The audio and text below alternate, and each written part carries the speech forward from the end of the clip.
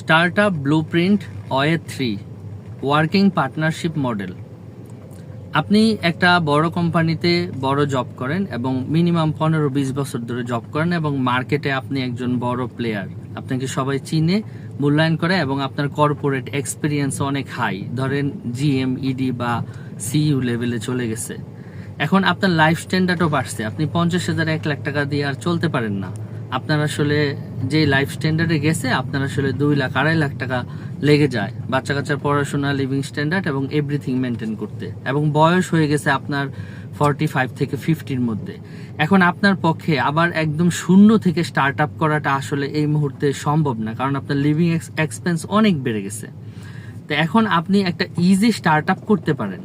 সেই easy start আপটা হলো ওয়ার্কিং পার্টনারশিপ মডেল।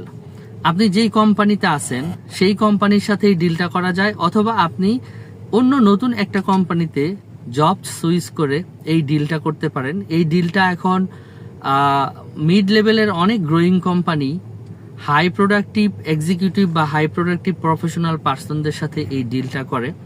ধরেন আপনি একটা নতুন কোম্পানিতে জয়েন করলেন এবং সেখানে বলে দিলেন যে ভাই আমার স্যালারি থাকবে 3 লাখ টাকা প্রতি মাসে, কিন্তু আমি আর যে মার্কেটিং ইনফ্লুয়েন্স আছে সেইখানে আমি যত পিস গার্মেন্টস ঢুকাবো সেইখানে প্রতি পিস গার্মেন্টস এর অর্ডারে আমার 1 টাকা করে থাকবে, অথবা টোটাল বছর শেষে যে সেলস রেভিনিউ আসবে বা প্রফিট হবে সেই প্রফিটের 5% ওয়ার্কিং পার্টনারশিপ আমি নিতে চাই।